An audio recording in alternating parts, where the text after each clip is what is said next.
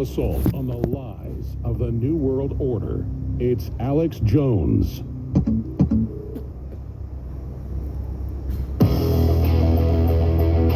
Coming at you live. Right square. Live from Austin, Texas. Broadcasting worldwide. It's Alex Jones.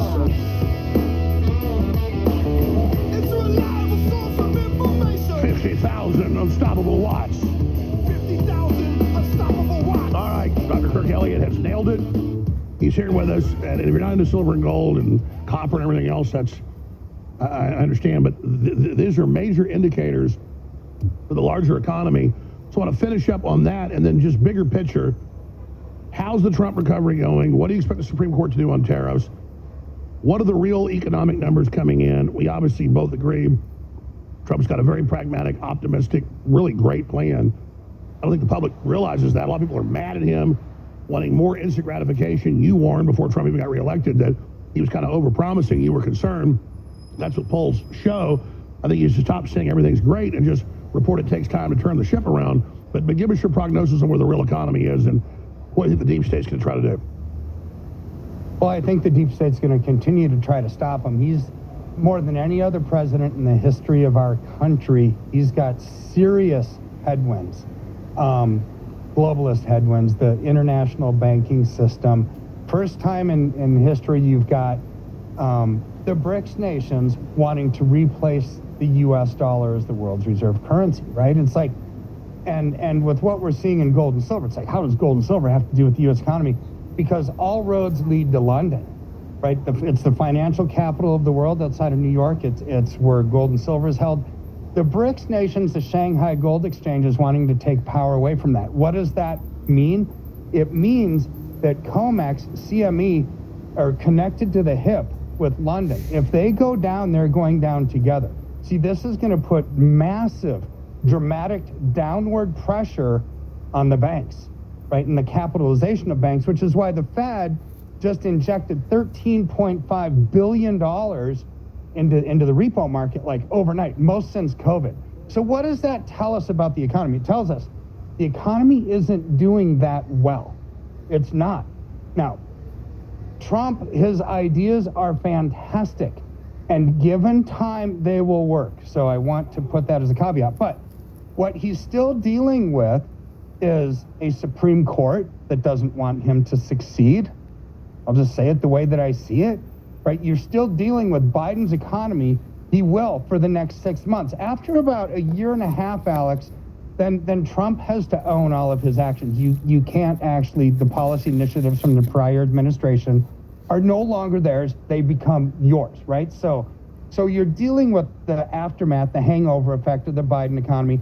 I think that the Supreme Court is probably, it's my guess, going to strike down a lot of the legality of the tariffs, which is insane to me, which I think Trump is a step ahead of the game, because what did he do? He made certain things, like over the last few months, silver, copper, aluminum, strategic, critical minerals. When it becomes a critical mineral, it becomes a matter of national security. When that happens, you can ultimately tariff those countries if it becomes a matter of national security. So I think there's a plan in place to still get Trump's tariffs to work, to actually put the burden of taxation on other countries to sell to U.S. consumers rather than us U.S. consumers, right? So with this, though, you've got job markets. I think we're going to have a pretty dismal holiday season because of the inflationary pressures, because people still aren't working. It takes a while for the manufacturing to come back. All of this, Alex, is going to be pinned on President Trump. Why? Because he's in charge, right? He's in charge. But a lot of this, he has his hands tied behind his back by the international banking order and the powers that be in the BRICS nations that really don't want us to succeed, right? Because they don't want the world's globalist utopia, which Trump is unearthing, right? They don't want that changed, right? But because they have control right now. Trump is trying to get America back to the top of the heap. So I don't think it's going to be a good holiday season for retailers. I think the stock market's going to get hit. Here's where I think the massive headwinds come into play. Is really has nothing to do with Trump, has everything to do with Japan, but Trump is going to get the blame for it. The Japanese yen carry trade, which we've talked about in the past, is over. It's actually like over. Just about 3 weeks ago, since our last show that we did together, the Japanese central bank basically talked to the Japanese parliament, and they said, you got to sit down, because the parliament was yelling and screaming. Why? Because they jacked up interest rates in Japan to 3.75%. That puts them pretty close to the yield on U.S. Treasuries. What does that mean? There's no more carry trade.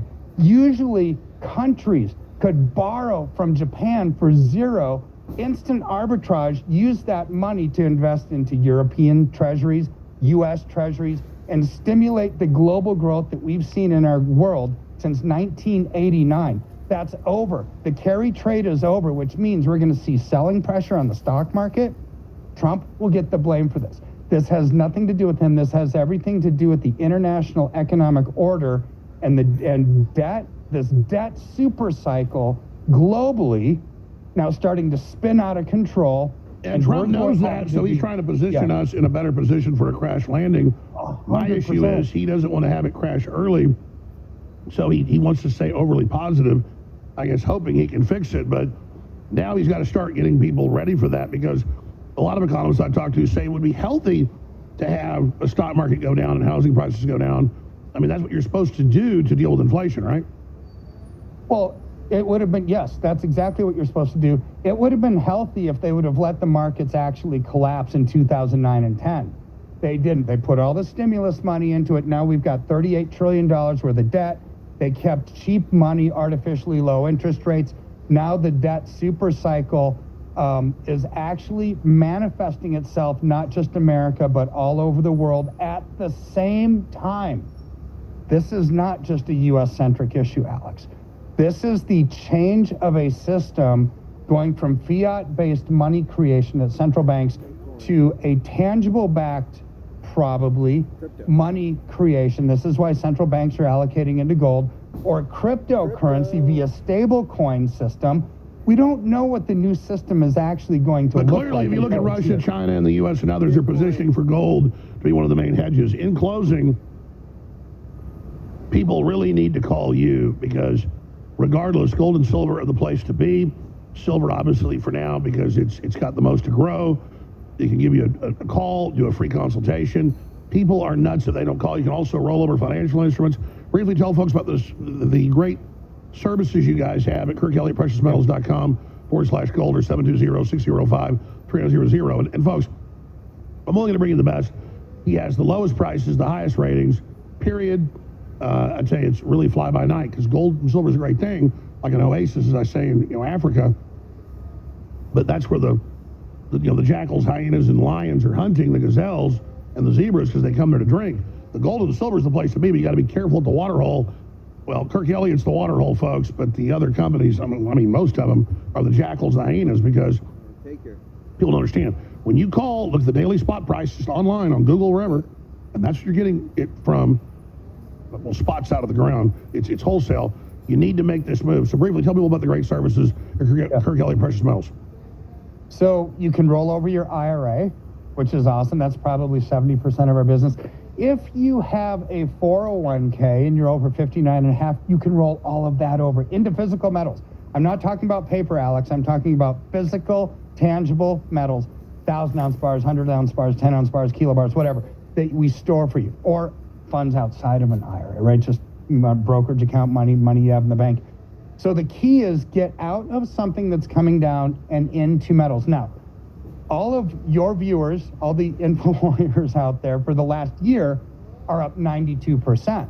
Actually, minus 8% cost of ownership with us. So it's like, all right, this is and just I in want the to last apologize year. to listeners for saying I thought that you would have a 50% by now. I apologize. It's double what I said. Yeah, it's double. And we've been doing this for a couple of years. I'm talking about just since the beginning of this year, up 92%, minus 8% cost of ownership. So you're up, what, 84%, something like that. I just got a call yesterday from somebody who said, Kirk, I bought from some other dealer on some other show, right? And is it 28% commission when you liquidate high? It's like, what? It's insane. And Oh, what's it with you? What's it with you? Zero. It's zero. And this person actually paid $140 an ounce for silver just two days ago. It's like, what? It's silver. What's crazy is that people would just check and look at wholesale price every day. It's in the stock market set, it's everywhere, and just call and get it from the number one place. But they want to get swindled. It's weird. It is the weirdest thing. It's like, okay, I love gold and silver. Not all gold and silver is good gold and silver. You will be swindled. 8% and zero. See, these people that paid $150 an ounce for silver, even though silver was up 92% this year, they're still not breaking even, Alex. This is insane to me. So be careful where you buy it. This is why we only do bullion. Call us. We'd love to help you out, get you in the right place. And really, it doesn't matter what the global economy is doing, because what you can't change that. What you can change is how do you invest to take advantage of this inflationary debt spiral. I'll tell you what, Kirk, how about you apologize to listeners that in the last year, what you recommended as a 98% increase. I want you to apologize because it went up more than you said, and are you ashamed of yourself right now? I'm ashamed of myself that I was wrong because it went up higher than what I was telling people. But I think the best is still yet to come. So, yes, for that I apologize because I like to be dead on accurate. Obviously, but I'm being I'd rather sarcastic. underpromise I'm being and sarcastic. overdeliver. But I know, but still, it is one of those things where what is coming, Alex, I think is silver 120 to 140 by the spring, if not more. Wow. So it's just what happens when you run out of supply and a commodity that's needed for just about everything in Do you life. know the price of silver? How per did you ounce? predict that when they admitted they were going to run out in 4 months, whatever? You said, no, I think their supplies are lower. I think it comes quicker. How did you predict that?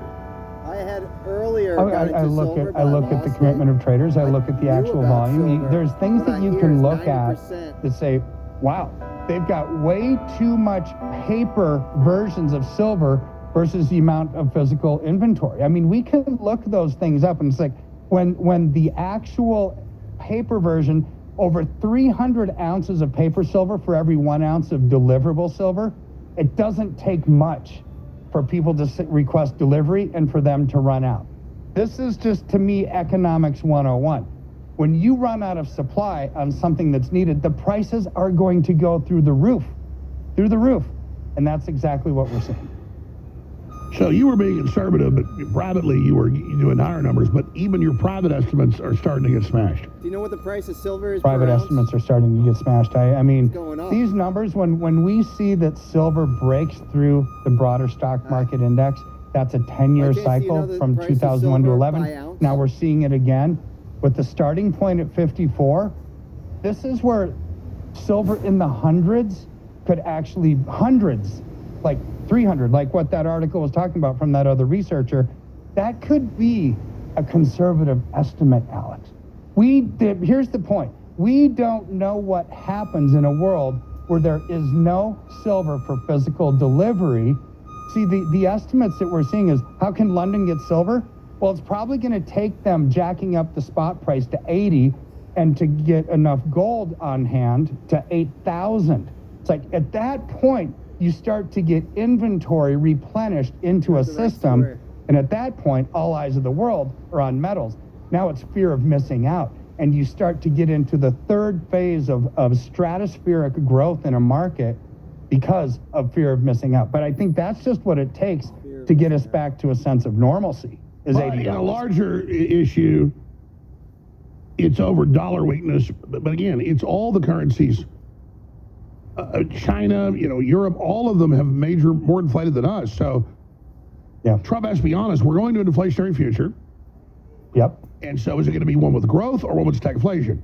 Instead of, oh no, we've really cured inflation. No, you cut energy some, and it's better than it was, but he just needs to stop doing that. I've talked to the pollsters I see on the street. People really don't like hearing everything's okay, Kirk. I think we're going into stagflation, Alex. I think we still have a recessed economy. Not a lot of people are working. The manufacturing jobs haven't come back and the prices are going up. That's stagflation. That is a policy maker's worst nightmare because it's really difficult to get out of. And until the 70s, the Keynesian economics folks thought it was impossible, but with manipulation, they're able to do it. Yeah, they increased government spending and they increased taxes and they did all this stuff. And it's like you increase taxes to generate government revenue. That works when people have a lot of disposable income. We don't have a lot of disposable income right now, so you can't raise taxes or else you're going to get less government revenue because people will stop spending. So what is the only alternative left? You inflate or die. That's what's left, Alex. That's right. And all these people, and I'm not defending the billionaire class, they go, oh, there's more billionaires because of inflation. A billionaire today is like a millionaire 20 years ago. It's all fiat. It's all increased real estate, stocks. These billionaires, even if he's got worth 20 billion, will tell you, I can't come up with 100 million in a week. It's all just smoke and mirrors, folks. Real wealth is your health and a relationship with God and a farm or neighbors you can work with, folks. Real wealth is being able to feed yourself. And that's what a lot of the elites have figured out and finally joined Trump. Because they planned this big great reset. We'll all be starving. They'll be in bunkers.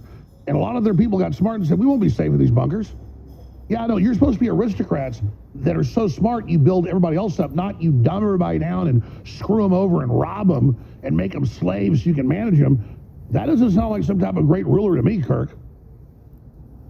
It's not a great ruler. It's self-preservation, right? But that's not. That's what I'm saying. We need elites. At least the old elites had problems, but they knew to try to stabilize society because they were running it. This current elite had this great reset where we're going to screw everybody, and then we're somehow going to be immune from it.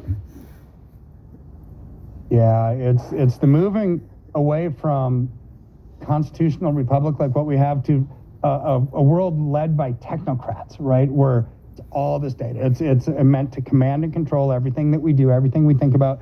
This is why decentralized blockchain, like Bitcoin, Solana, Ethereum, things like that are going up. It's getting away from central banks. This is why gold and silver are going up. It's to me the fundamental force and reason why these kind of alternative assets, whether it's cryptocurrency or physical gold and silver, go up because people are losing faith and confidence, not just in the banking system that they're undercapitalized, in the government and the way that things have been. No, I totally agree. And I predict long term, you're going to see a rejection of AI, even though some of it's good, and a total move back to the country. The most valuable thing will be like the Amish. The most valuable thing will be totally off the grid. You'll have some people that live off the grid but go into the grid, but it's going to be very siloed in the future. People are going to realize the most valuable thing is independence and freedom and self-sufficiency.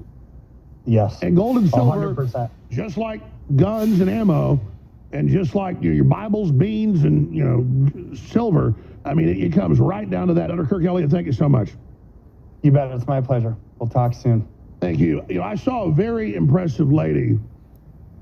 I've seen her before, and let's cue that up. I want to play it in the first 5.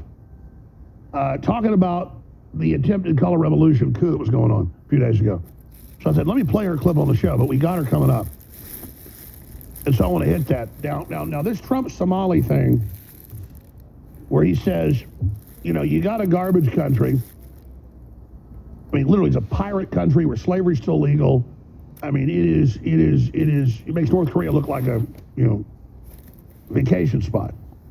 And it's the arrogance of the Somali leadership putting down America, putting down the West, always criticizing us and telling us we're bad.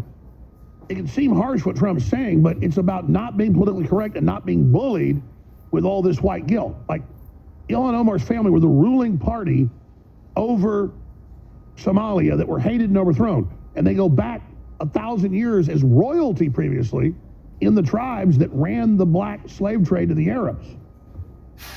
And they would grab blacks in Africa and cut their genitals off and sell them as eunuchs. And we did a whole history piece with the mainline numbers of the Islamic slave trade being by far the biggest slave trade in all of history. And again, it's not like we're saying the Arabs are all bad or blah, blah. My point is, don't sit around and say white people invented slavery, and don't sit around and go, oh, look, it happened here, and then ignore all this other stuff, and then it's going on in 4 African countries right now, and it ain't white people doing it. So now the numbers are coming out. How 80+% of the Somalis are on welfare. And they get directed by their tribal chief, it's come out now. She went and got the COVID funds. She got billions into Minnesota of medical funds stolen and saying we're feeding hundreds of thousands of kids a week. And then when people went and checked it out and found there were no kids at these strip malls getting food, they went, oh, that's racist, don't look into it. We've got all the newscasts, all that's coming out. And now we have the videos and the documents where it was Ilhan Omar who set it all up and did it. Well, that's what she did. And so it's not that the Somalis are bad people themselves. I'm serious. They just woke up in Somalia, the slave capital, of the Middle East hellhole,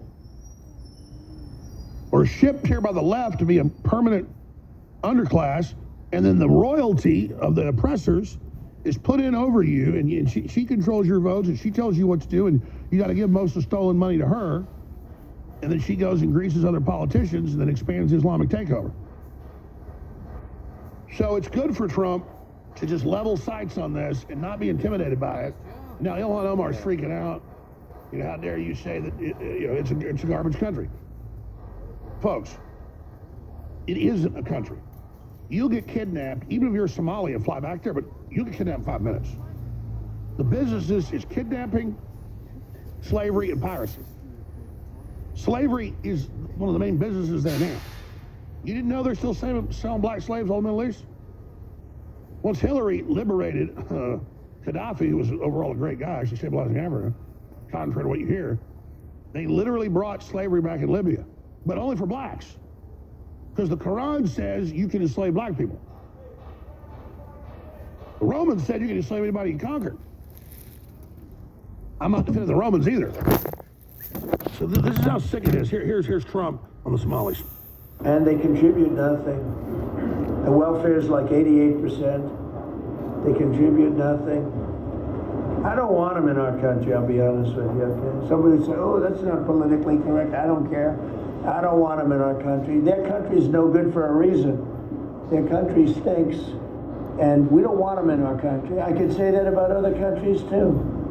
I can say it about other countries, too. We don't want them to hell. We have to rebuild our country. Our country's at a tipping point. We could go bad. We're at a tipping point. I don't know if people mind me saying that, but I'm saying it. We could go one way or the other, and we're going to go the wrong way if we keep taking in garbage into our country. Ilhan Omar is garbage. She's garbage. Her friends are garbage. These aren't people that work. These aren't people that say, let's go, come on, let's make this place great. These are people that do nothing but complain. They complain. And from where they came from, they got nothing. They came from paradise, and they said, this isn't paradise. But when they come from hell, and they complain, and do nothing but bitch, we don't want them in our country. Let them go back to where they came from and fix it. Thank you very much. I love it. It's true. Folks, when I watch Somali TV, when I watch stuff out of Minnesota, we don't like this country. It totally sucks. The white people are all evil. F this country. We don't care about Somalia. They're sending billions back to terrorist groups. And meanwhile, they run around enslaving the African countries around them and fund the Islamic invasion all the way down to Nigeria, all the way into Congo. They're like, it's not hundreds of thousands, it's hundreds of thousands of years. They've killed millions of people down there. It's crazy. But that's the thing about Somalis. Read their culture. Go look at their websites. Whenever I criticize them, they love it. They think it's funny. Like, you're right, we are the royalty. Ilhan is our queen. And we're going to get your ass. I'm the captain now. I'm just like, the hell you are the captain now. That's what Trump's saying. If you came from some paradise and criticized this, if you came here like from Milan or something and told us how to do architecture better, I'd listen to you. Or, if you showed up from Switzerland or something and told me how to, make gingerbread men better, I'd listen. You're telling me? It'd be like somebody came and played basketball, gets to the court, Michael Jordan, and says, you suck at basketball. It's like a joke. We'll be right back. Stay with us. Everything we do is the tip of the spear. You are the tip of the